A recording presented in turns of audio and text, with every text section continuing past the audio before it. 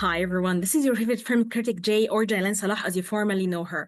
Today, I have the pleasure of interviewing Vicky Krieps to talk about her new film, Went Up the Hill, a diorama of loss, intimacy, hauntings, and the irreparable nature of grief. Vicky, thank you for agreeing to talk to me. Thank you. Hello. Okay, so your resume is just very stunning. You worked with Jim Jarmusch, Paul Thomas Anderson, Mia Hansen-Love, and many more. What excites you to work with other creators and filmmakers? I think every director is another planet, and I like to discover planets.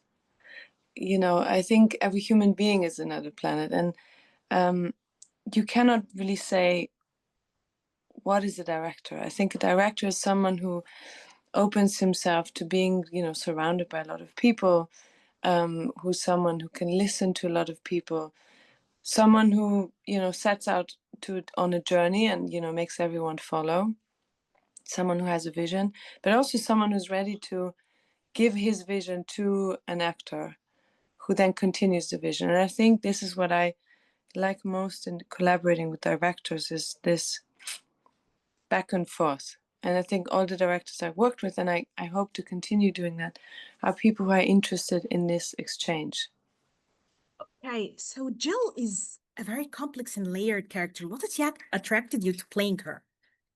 I was really attracted into playing two people, as one, and also three people as two actors. So that was something, and then sharing one character, not only we each play two characters, but there's one character that we both share. And that seemed to me as like the ultimate acting, um, I don't know, yeah, experience. Exactly. This is what I was going to ask you. When you play the same character from different perspectives, does it give you a better understanding of this character? You see her just from your point of view, but also from the other actor's point of view. How was that like? Yeah, that was really interesting. And in the beginning, we worked a lot with body work. So we had a choreographer in order to find the body and the dynamic between the two people. And then the more we rehearse, the more we realize it's not really about voice, body, mimic. It's all about energy. And it's all about what is the energy between Jill and Elizabeth? What is the energy between Jill and Jack? What is um, and the more we worked with energy, the more exhausting it got at the same time, because we didn't have the crutch of using something external, because it was all internal. Um, yeah. It also felt like a theatrical experience because it was just a two-actor show. It was you Yeah. and Dacre. So how is that like? Is it easier or is it more demanding? I think it's more demanding because you are always on, and you know we discovered that, to our surprise, it was so demanding and intense that we didn't spend time outside the shoot. We only worked because the work was so intense, and what you just described, it was just the two of us, that when we didn't work, we just both disappeared into our own world in order to get back on set the next day, and like and be okay. Totally made sense to me as a viewer watching these interactions, which were very physical and very also emotional and stressing in a way. But what I want to know is the physicality of Jill and Elizabeth. How were you able to shift? Because there were scenes where it was like an instantaneous shift. How Yeah, were you yeah, able to do this? yeah. So the more we rehearsed, or the more we shot, we realized, as I said, it's more about inside than outside. So it's more like very, very subtle shifts of energy, that make the biggest impact, but also that are the truest. And then it became scary, even for us, to realize that we people can shift so fast, and we are not ourselves, and we are ourselves. Um, yeah, it was really, really scary sometimes for us, even on set. Okay, so as an actor, when you are really vulnerable in a scene or in characters like that that take you to scary places, how do you protect yourself so that you don't get drifted into the vulnerability? Yeah, yeah. So yeah, as I said, I think we both were a lot alone outside of set. I went walking. Sometimes I woke up in the morning and I went on a walk before shooting. I don't even know what Dacre did, and I think he doesn't know what I did. But I think we were both very busy trying to have rituals and ways to. I meditated a lot. To me, nature was what saved me. And yeah, that's really what I did on my end in order to just stay safe. So do you as an actor like cherish that sense of safety, or do you sometimes take yourself full blown into dangerous places and then return and try to heal? Like, what is your process? I mean, we are probably all crazy. I, I think we're probably crazy and searching for something and searching for an answer that we will never find, or the love of our parents. Or I think every actor comes from trauma or from like a disrupted family home, or not all of them, but to a certain degree. And let's say a lot of actors become actors in order to go back and solve the problem, go back into your childhood and say, but what happened really? Why did it go that? Can I not change it? And so we are definitely drawn to trauma and drawn to, like you say, danger.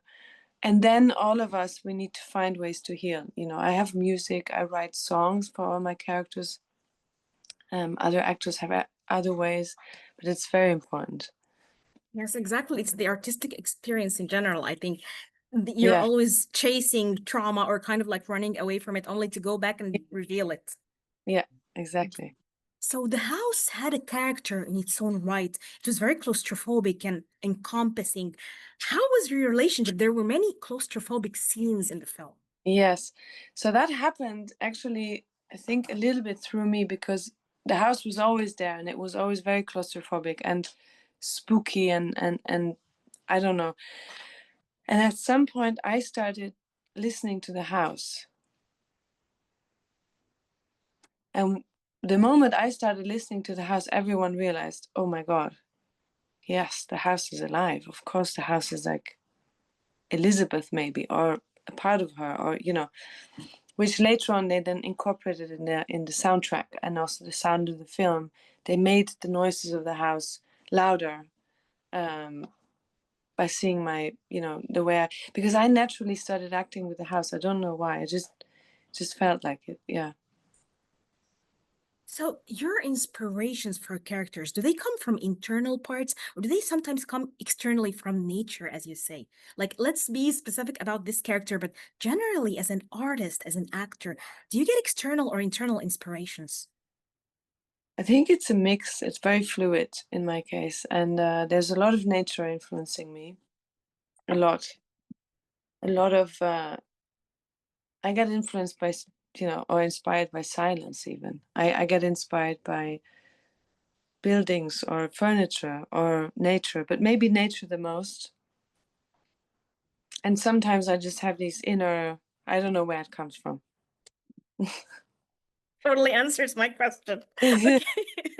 Okay, my final question is, which was the hardest scene to shoot? And maybe to me, it wasn't something that I thought, wow, this is the most difficult. She must have suffered. No, maybe something very mundane, like walking across a room. I just want to know most difficult, but Um, not to the average viewer. I mean, a lot of them. I mean, the ice was very difficult because we had to replace the ice twice, and we were outside, and it was freezing cold. All of that ice stuff on the lake was extremely, extremely difficult, and I didn't expect it to be. But what was maybe more funny, a funny anecdote, is that when I had to play that I want to kill myself, and this is my job. That's the job of an actor. I walk out. I'm in character. I want to kill myself. I get onto the little wall, and what's in front of me? Not like the deep abyss, because it wasn't that deep. That they changed it in CGI or whatever, but a huge ventilator and someone holding it and looking at me. And I have to be like, I want to kill myself. So that's very difficult to play. 100%. Vicky, thank you so much for your generosity and your openness. This was a great interview. Thank you very much. Thank you.